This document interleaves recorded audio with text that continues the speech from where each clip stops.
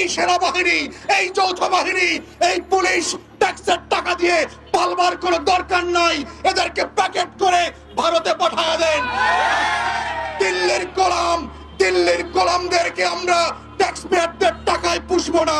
ওদেরকে ভারতের কাপড় কিনে দেন, বিএসএফ এর পতাকা দিয়ে ওদের সাহসগুলোকে, ওদের শরীরটাকে মোড়ায় দিল্লিতে পাঠায় দেন। গতকালকে যেই ঘটনা ঘটেছে আমরা বোঝার চেষ্টা করছিলাম, গণ অভ্যুত্থানের পরে গত 1 বছরে আওয়ামী লীগের কোন নেতা কর্মী কেউ পুলিশ এবং যৌথ বাহিনী এইরকম করে পিটিয়েছে কিনা। আমরা বোঝার চেষ্টা করছিলাম গত 1 বছরে গণ অভ্যুত্থান শুধু না, এই আওয়ামী দাসত্বের দালালিরা যারা করেছে, যে সকল দলগুলো সেই জাতীয় পার্টি এবং 14 দলের অফিসে গিয়ে পুলিশ এবং যৌথ বাহিনী তাদের টয়লেট পর্যন্ত ভেঙে দিয়ে আসছে কিনা। কিন্তু আমরা দেখেছি যারা গত 16 বছর ধরে বাংলাদেশকে দিল্লির কাছে দিনে এবং রাতে বিক্রি করে দিয়েছে, সেই দালালদের অফিস আজকে পাহারা দেওয়া হয়। আর যারা গণ অভ্যুত্থানের নেতৃত্ব দিয়েছে, জীবনের ঝুঁকি নিয়ে বাংলাদেশের লাল সবুজের পতাকার পক্ষে দাঁড়িয়েছে, আজকে তাদেরকে বাঁশ দিয়ে হত্যা করবার চেষ্টা করা হচ্ছে দিনের আলোতে, রাতের আলোতে এবং মানুষের সামনে।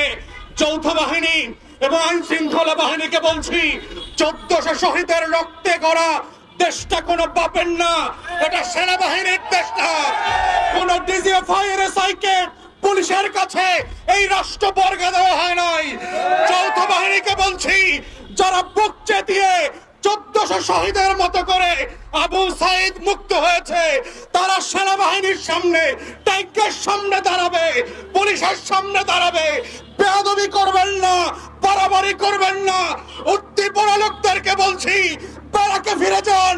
রাস্তায় রাজপথ রাজনীতি প্রজাতন্ত্রের কর্মচারীদের জন্য না, ট্যাক্স পেয়ারদের টাকায় যার উদ্দের পোশাক কেনা হয়, যেই পুলিশের বেতন দেওয়া হয়। আপনার কাজ আইন অনুযায়ী কাজ করবেন, ব্যারাকে থাকবেন, রাজনীতি করবেন না, রাজনীতির মধ্যে ইন্টারফেয়ার করবেন না। দিল্লির দাসত্ব কায়েম করবার জন্য, আওয়ামী লীগকে পুনর্বাসন করবার জন্য জাতীয় পার্টির উপরে সওয়ার হয়ে যেই নতুন আধিপত্যবাদের বিরুদ্ধে আপনারা পক্ষে দাঁড়িয়েছেন, বাংলাদেশের রাজনীতি রাষ্ট্রের বিপক্ষে দাঁড়িয়েছেন, 1400 শহীদের বিপক্ষে দাঁড়িয়েছেন, আপনাদের উপরে সেই মনিউ যৌথ বাহিনী এবং পুলিশ। বাংলাদেশে গণ অভ্যুত্থান হয়ে যাওয়ার পরেও এত বড় দুঃসাহস এই বাহিনীগুলোর কোত্থেকে আসে? পুলিশের এত বড় সাহস কোত্থেকে আসে? সেনাবাহিনীর এত বড় সাহস কোত্থেকে আসে? তারা কি গত বছর কোন শিক্ষা নেয় নাই যে বাংলাদেশের জনগণ যারা জেগে উঠেছে, যারা এখনো প্রতিদিন এবং প্রতি রাতে এই দেশের স্বাধীনতা এবং সার্বভৌমত্বকে পাহারা দিচ্ছে, তারা যৌথ বাহিনীর ট্যাঙ্কের সামনে দাঁড়াবে?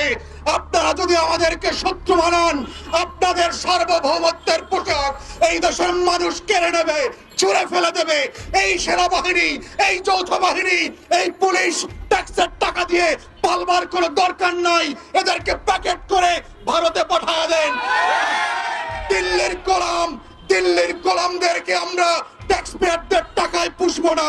ওদেরকে ভারতের কাপড় কিনে দেন, বিএসএফ এর পতাকা দিয়ে ওদের সাহসগুলোকে, ওদের শরীরটাকে মোড়ায় দিল্লিতে পাঠায় দেন।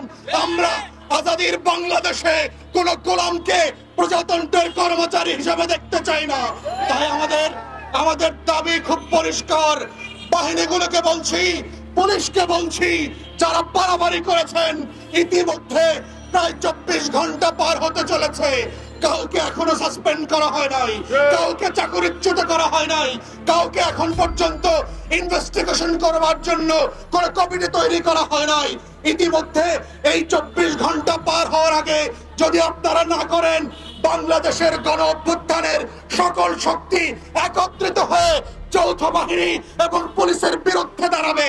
যদি আপনারা সেইটা না চান, দিল্লির গোলামের বিরুদ্ধে যদি আপনারা আজাদির পক্ষে থাকেন, তাহলে আমাদের পক্ষে দাঁড়াবেন, লাল সবুজের পক্ষে দাঁড়াবেন এবং বাহিনীগুলোর পক্ষ থেকে নুরুল হক নূর, রাজনীতিবিদ, গণ অধিকার পরিষদের কাছে অবিলম্বে ক্ষমা চাইতে হবে। এই রাষ্ট্র কোনো বাহিনীর কাছে বিক্রি করে দেওয়া হয় নাই এবং দেওয়া হবে না। আমাদের এই গণ অভ্যুত্থানের লড়াই চলছে এবং চলবে। আমরা মুগ্ধের মতো করে, আমরা আবু সাইদের মতো করে, নাফিয়ানের মতো করে পাড়ায় পাড়ায় মহল্লায় মহল্লায় পানি বিতরণ করতে করতে বুকচি দিয়ে দিয়ে এই দেশের স্বাধীনতা অক্ষুণ্ণ রাখবো ইনশাআল্লাহ। সবাইকে সেই লড়াইতে পাশে থাকবার আহ্বান জানিয়ে আমার বক্তব্য শেষ করছি। আসসালামু আলাইকুম।